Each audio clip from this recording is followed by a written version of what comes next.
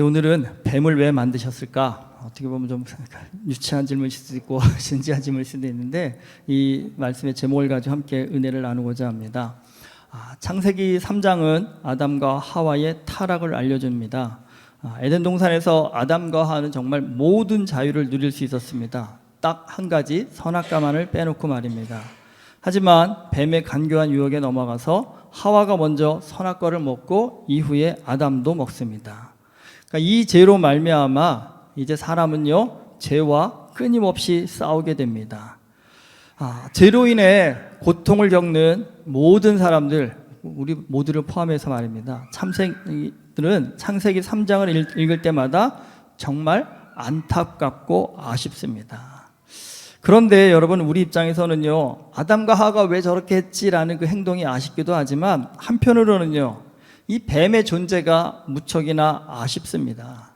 그러다 보면 드는 누구나의 질문이 있습니다. 하나님께서 왜 뱀을 만드셔가지고 이런 일이 벌어지게 하셨을까? 굳이 간교한 뱀을 만드실 이유가 있었을까?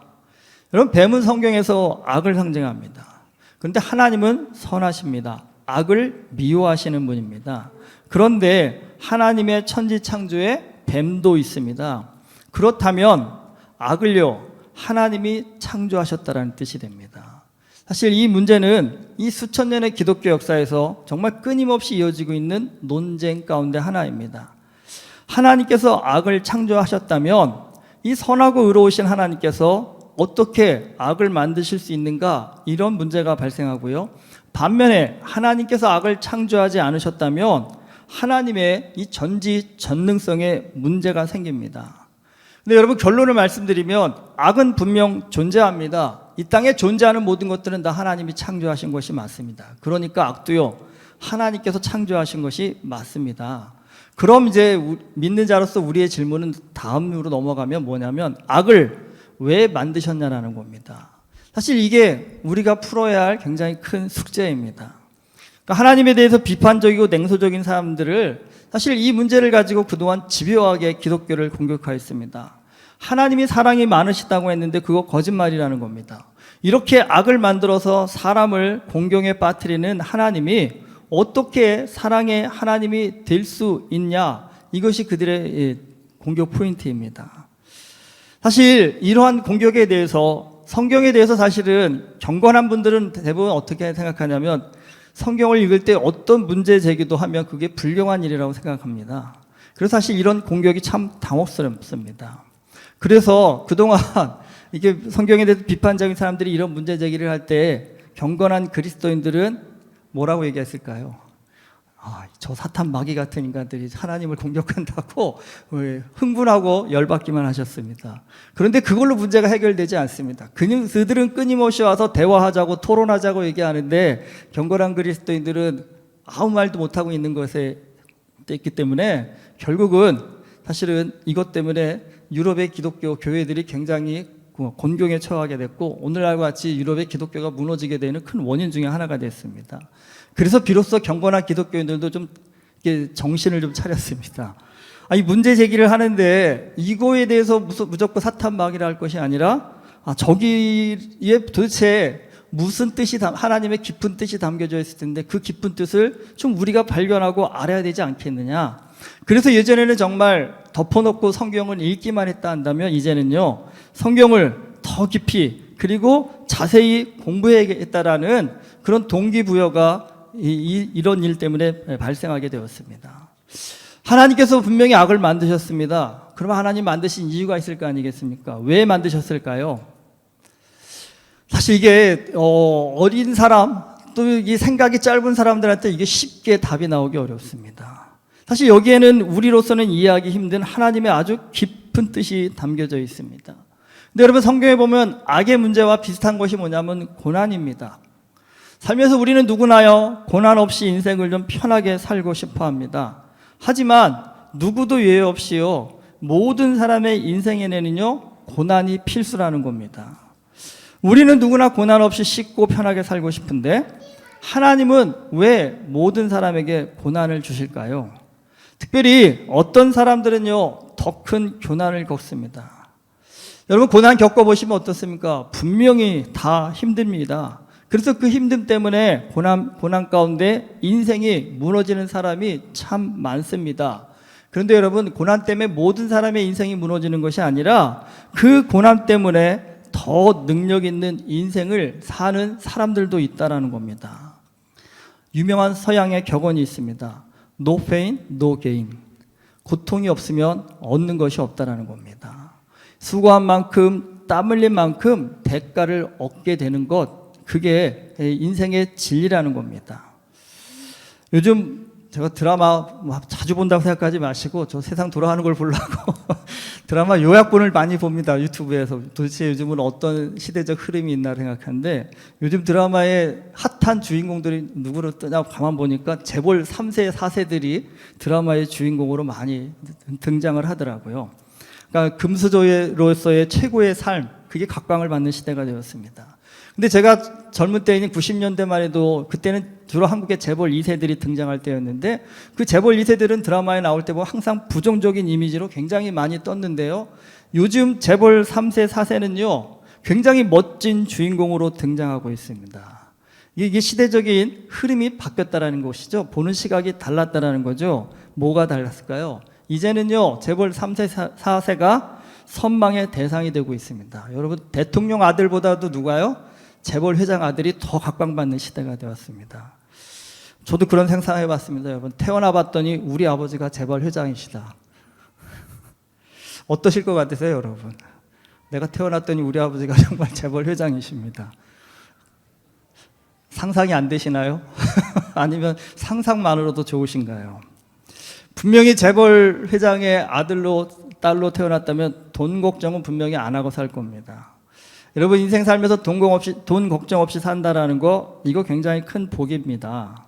그런데 문제가 있습니다, 여러분. 이걸 진짜 복으로 아는 사람은요, 날 때부터 돈 걱정 한 번도 안 해본 사람이 이걸 복이라고 생각하는 게 아니라 돈 때문에 엄청 고생을 해본 분이 이게 복이라는 걸 안다라는 겁니다. 여러분, 사람은요, 완벽한 존재가 아닙니다. 하나님과 같은 절대자가 아닙니다. 그래서 사람은요, 아무리 똑똑해도 우리가 갖고 있는 지식의 한계는 뭐냐면 상대적인 지식만 수용할 수 있다는 겁니다. 여러분, 어둠 속에만 있었던 분, 한 번도 빛을 보지 못한 분들은 빛을 이해할 수 없습니다. 우리가 빛과 어둠을 이해하려면요, 빛과 어둠을 다 경험해봐야 비로소 빛과 어둠을 이해할 수 있습니다. 여러분, 태어나서 바다를 한 번도 본 적이 없는 사람한테 가서 바다 한번 설명해 보십시오. 설명이 될까요? 야, 물이 정말 끝까지, 저 끝까지 가득 차 있다고. 아니, 배 타고 몇 시간을 나가도 물이 가득하다고 한다면 여러분, 육지에서는 그런 거 볼 수 없잖아요. 그 바다를 본 적이 없는 사람은 그 말을 들을 때 뭐라고 얘기할까요? 이 거짓말, 그게 어떻게 가능하냐고 생각할 겁니다. 근데 어떻습니까? 그 사람이 직접 눈으로 가서 바다를 볼 때 비로소 바다가 이런 곳이구나라는 것을 알 수 있게 된다는 겁니다. 여기 여러분, 악이라는 것, 이거 우리 괴롭히려고 하나님께서 주신 것이 아니라 악은요, 이렇게 상대적인 이해만 할 수 있는 사람을 위해서 하나님께서 만드신 겁니다. 여러분, 하나님은 분명 선하십니다. 하나님께는 악이 조금도 없습니다. 그리고 하나님은 모든 사람이 선하게 살기를 원하십니다. 그런데 그 선을 행하고 알기 위해서는요, 아이러니하게도 악이 필요한 것입니다. 악을 통해서 사람은요, 선의 필요성과 중요성을 더 깊이 알게 됩니다. 그리고 또 중요한 것이 있습니다. 무엇보다도 하나님은요, 악이 없이 선만 존재하는 세상에서 어쩔 수 없이 선하게 사는 그런 사람을 원하시지 않습니다. 선과 악이 존재하는 세상에서도 악과 싸워서 이겨 선을 행하는 그런 사람을 원하십니다. 여러분, 세상 살면서 몰라서 안 하는 건요, 그건 착한 게 아닙니다. 진짜 착한 건요, 알고도 안 해야 그게 진짜 착한 것입니다. 우리 김장훈 사님도 기도 시간에 얘기했지만 6월 18일부터 27일까지 여러분 캄보디아 선교팀이 갑니다. 저를 포함해서 총 8명의 인원이 갑니다. 이번에 김하정 권사님, 김자원 권사님하고 우리 청년들이 갑니다. 코로나로 인해서 지난 3년간 선교를 가지 못하다가 이번에 다시 가게 되었습니다. 여러분, 제가 처음 캄보디아를 방문했던 게 언제냐면 2012년입니다. 벌써 10년 전의 일입니다. 처음 캄보디아를 방문했을 때요, 저도 시골에서 자라가지고 웬만큼 저 어릴 때는 초가집도 있었거든요. 그래서 좀 어렵고 힘든 거를 저도 어느 정도는 겪었다고 생각했는데, 그럼에도 불구하고 캄보디아의 현실이라는 거는 저한테도 충격이었습니다. 제가 가장 충격을 받은 건 어디냐면, 현지의 초등학교를 방문했는데요, 이 교실이며 학교 시설이요 너무나 열악했습니다. 사진에 나오나요? 예, 저게 초등학교 건물이고요, 그 옆에 보면 교실입니다. 저게요. 캄보디아는 두 가지 날씨만 존재한다고 말씀드렸죠. 아주 더운 날씨랑 더운 날씨예요. 그렇기 때문에 교실에 들어가면 그 찜통 같은 더위 속에서도 에어컨 하나 없이, 선풍기 하나 없이요 40-50명의 학생들이 빼곡히 앉아 있었습니다. 그 전 사진 보여주시면, 예, 사실 이거는 2012년 찍은 것은 아니고 제가 한 4-5년 전에 찍은 사진입니다. 근데 교실에 딱 들어가는 순간 어떻습니까, 여러분? 푹 하는 더위에 숨이 막힐 정도였습니다. 그런데 그곳에서 아이들이 수업을 하고 있었습니다. 그리고 그들이 사는 집을 가보니까, 그 다음 집 아까 보셨죠? 진짜 초가집입니다. 저게 집입니다, 집. 내부에 들어가 보면 뭐 저기 안에는 더 합니다, 사실은요. 저기서 하룻밤 자고 가라 그랬는데 제가 괜찮을 것 같다고 사양을 했었습니다. 학교에 갔는데 아이들이 수업하다가 쉬는 시간이 됐는데요, 막 뛰어나오더라고요. 그리고 학교 안에 연못이 있는데 그 연못으로 애들이 막 몰려가더라고요. 그래서 이렇게 왜 가나 지켜봤습니다. 근데 연못물이요, 여러분, 흙탕물이었습니다. 그리고 가서 자세히 들여다보면요, 온갖 벌레가 거기서 꿈틀거리고 있는 그런 그 연못물이었습니다. 그런데 애들이요, 손으로요 그 물을 떠서 마시는 겁니다. 우리 아이들이 여러분 그 물 마신다고 한다면 아마 우리 부모들이 다 기겁을 했을 겁니다. 저도 깜짝 놀래 선교사님께 물어봤습니다. 아니, 저 물 마시고도 괜찮습니까? 그랬더니 선교사님 말씀이, 캄보디아 아이들이요 배가 자주 아프답니다. 그리고 그렇게 아프다가 그냥 죽는 아이들도 굉장히 많다고 합니다. 그 얘기를 듣는데 마음이 너무나 아팠습니다. 다행히도 지금은 캄보디아도 좀 발전을 해서 이제 애들이 이렇게 연못물을 마시지는 않습니다. 학교마다 우물을 많이 파주어서요 깨끗한 지하수를 마시고 있습니다. 여러분, 캄보디아의 열악한 상황을 보면서 사람마다 다 생각은 다르겠지만 저는 좀 느끼는 바가 그거였습니다. 상대적인 생각이 들겠죠. 내가 살고 있는 곳이요, 참 좋은 곳에서 내가 살고 있구나라는 것을 다시 한번 생각하게 되었습니다. 내가 그냥 일상에서 지나치는 나의 지금의 일상이 얼마나 감사한 일인지를 새로 깨닫게 되었습니다. 그리고 마음 한편에요, 저들을 돕기 위해서 좀 의미 있는 삶을 살아야겠다는 다짐을 하게 되었습니다. 여러분, 캄보디아에 가지 않았다면 저는 이곳에 살면서 나는 남한테 피해 주지 않고 나름 착하게 살고 있어 하며 스스로에게 만족하며 살았을 겁니다. 하지만 여러분, 내게 주신 복을 나만 누리며 사는 것은요 결코 착하게 사는 것이 아닙니다. 나누고 섬기고 베풀며 살아야 함을 하나님께서 깨닫게 하셨습니다. 근데 여러분, 나누고 섬기고 베풀며 사는 삶, 이게 쉽고 편하지 않더라고요. 힘든 일이면 분명합니다. 그런데 참 까닭없는 기쁨이 있습니다. 여러분, 나누고 섬기고 베풀면요 그 힘든 가운데 없는 기쁨이 있고, 또 중요한 것이 있습니다. 여러분, 그 힘듦이요 나의 실력이 되는 것을 알게 되었습니다. 악을 통해서 선을 배우고 선을 통해서 악의 심각성을 깨닫습니다. 여러분, 하나님께서 만드신 모든 것에는 다 이유가 있습니다. 우리 눈에는 나빠 보이고 저걸 왜 만드셨을까 하는 그것들도요 여러분 깊이 경험하고 생각해 보면요 그게 더 크고 좋은 것을 주시기 위한 하나님의 과정이구나라는 것을 알게 됩니다. 악한 뱀은 아담과 하와를 어쩔 수 없이 착하게 사는 인생이 아니라요 온갖 유혹 속에서도 하나님의 뜻에 순종하며 사는 진정으로 착한 삶을 살도록 하기 위해 주신 훈련의 도구입니다.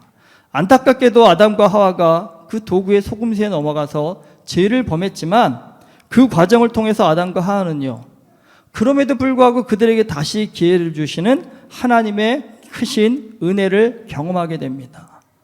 로마서 12장 21절은요 악에게 지지 말고 선으로 악을 이기라고 말씀합니다. 하나님께서 왜 악을 만드셨습니까? 여러분, 이걸 탓하기보다는요 악을 이길 수 있는 선한 능력을 우리에게 하나님이 주셨다라는 사실을 기억하고 그걸 감사하고 선으로 악을 이기는 일에 집중하면 우리는 악 때문에 고통스러운 인생이 아니라요, 선으로 악을 이겨서 더 큰 은혜의 삶을 누릴 수 있는 그런 인생이 된다는 겁니다. 여러분, 우리 눈에는 나빠 보여도 하나님께서 만드신 모든 것에는요, 우리를 위한 사랑이 담겨 있습니다. 여러분, 하나님은 나에게 언제나 최고의 것을 주신다라는 믿음으로 우리의 인생을 바라보면 여러분, 우리는 날마다 기쁨과 감격이 넘치는 삶을 살게 됩니다. 살다 보면 짜증나시는 거 있죠? 원망스러운 것들이 있으시죠? 여러분, 그런 것들 때문에 마음 흔들리시지 말고 감정 상하지 마시고 하나님 앞에 깊이 기도해 보시고 물어보십시오. 왜 하나님 남보다 내가 더 고생해야 되는지, 하나님 왜 남보다 더 손해를 봐야 되는지, 이 어려움 속에서, 이 고통 속에서 나를 향해서 깨닫기를 원하시는 하나님의 뜻이 무엇입니까? 라고 여러분 깊이 하나님 앞에 물어보십시오. 여러분, 믿음 없는 사람이 깨달을 수 없는 하나님 나라의 진리를 알게 됩니다. 여러분, 그 진리를 아는 순간 우리 안에 있는 온갖 원망과 불평은 다 사라지고요, 감사와 기쁨으로 그 고통이 오히려 내 인생에 큰 능력이 되고 힘이 되는 놀라운 역사가 일어나게 되는 줄 믿습니다. 여러분, 살면서 왜 나만이라고 생각하지 마시고요, 나만 미워서 주시는 것이 아니라 나를 특별한 사람으로 만들기 위해서 주시는 것, 그게 고난이고 악의 유혹입니다. 여러분, 그게 크면 클수록 하나님의 기대하심이 나에게 더 크다라는 뜻입니다. 여러분, 똑같은 것을 보아도 보는 관점과 해석의 차이에 따라서 우리의 인생은 분명히 달라진다는 사실입니다.